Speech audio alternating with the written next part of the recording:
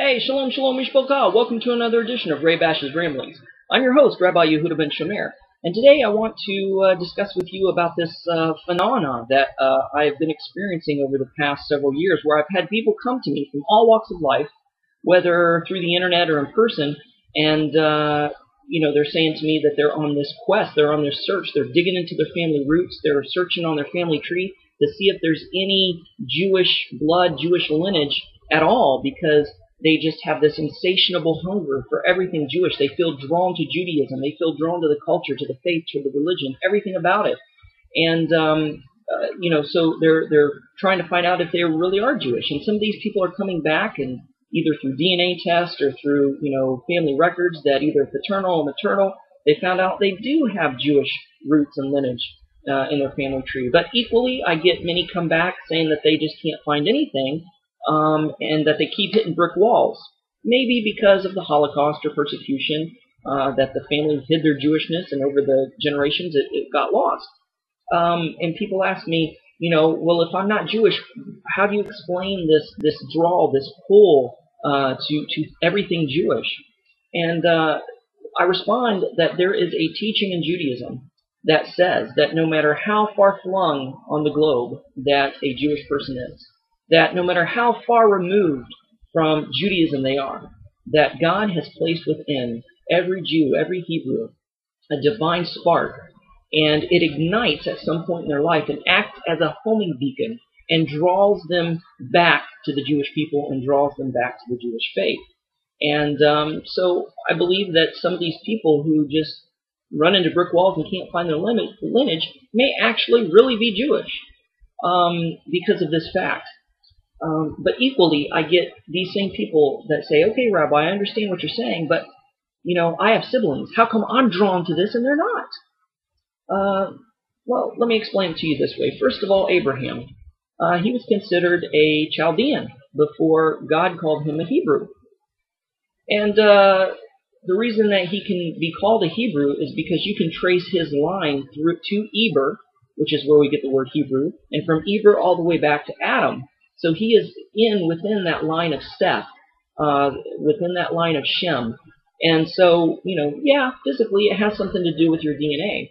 But on a spiritual level as well, there's two siblings that can be born from the same parents, and both have the divine spark, both be Jewish, but they respond to it in totally different ways. Take Cain and Abel, for example. They were brothers, had the same father, same mother, but yet they had freedom of choice. They had free will. You had Havel, Abel, who answered the call of that divine spark and pursued God with all of his being. And then you had his brother Cain, who was unrighteous and self-serving, and he denied and rejected and suppressed that call of God upon his life and that divine spark, and he ended up killing Havel. And so then Seth came along to replace Havel and carry on that righteous lineage and that righteous line. But that explains how two people can be from the same family, and one has just that insatiable hunger and that draw to Judaism, and the other one doesn't. Matter of fact, the other one's maybe even anti-Semitic. But that explains it. It's not that they don't have the divine spark. It's that they're either denying it, rejecting it, suppressing it, or maybe they're late bloomers and it just won't click. Maybe it'll take later years down the road before the light bulb comes on, and they say, oh, wow, I'm Jewish after all, or wow, I am drawn to these things. I've just been repressing it and denying it. So that's kind of my explanation for those things. So, and I believe, because you have the two captivities. You had the Babylonian captivity, where the tribe of Judah and some of Levi and a smattering of Benjamin was taken off. Well, the Bible records that they returned. Not all of them, but the majority of them returned. And so those are the people we recognize as Jews today, because they were mostly comprised of the tribe of Judah, and that's where we get the word Jew from. Now you had the Assyrian captivity, where the rest of the 10 tribes were taken off to Assyrian captivity, and there was no official return of these Assyrian captives.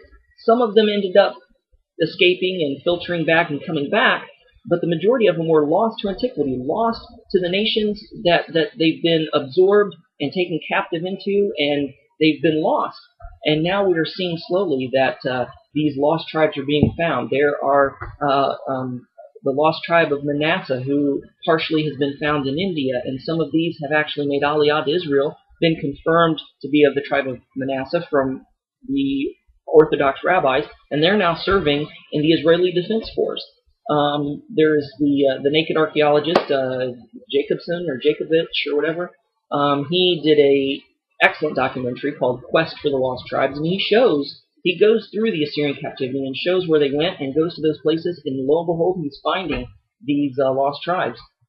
This summer, I went to Nigeria and ministered to the Igbo people and found overwhelming evidence that they are from the tribe of Gad through Gad's son Eri. So prophecy is being fulfilled, and these lost tribes are being found. And so you see that homing beacon of that divine spark just igniting and just spreading like wildfire, and people are coming back like never before, even in the midst of a world that is predominantly anti-Semitic and that is quickly becoming Muslim. And the Muslims are about ready to outnumber the Christians, and even some of the Christians are anti-Semitic, full of replacement theology. Speaking of theology, people ask, where do you stand on the two-house theology? The house of Judah and the house of Israel. Well, the theory goes, the theology goes that the house of Israel is supposedly Christianity, and they comprise the lost 10 tribes. Well, I don't totally buy into that, because I know for a fact, I believe with all my heart, there's still pure Gentile stock in the world, and many of these Gentiles are Christian. But I equally believe that there are Hebrews that are walking on the earth, that are Hebrews and Jews and don't even know it because of the Assyrian captivity, and that some of them just happen to be Christians. So I do believe in one sense that the house of Israel is made up of Christianity, partially. But that doesn't mean that all of Christianity is Hebrew. Not all of Christianity is Jewish. There's still pure Gentile stock in the world. But anyway, I hope this video has been enlightening. I hope you enjoyed it. I hope maybe it struck a chord with some of you and maybe confirmed some things that you've been researching and thinking and feeling in your heart all this time. So thanks for watching, and shalom, and shavua tov. Bye-bye.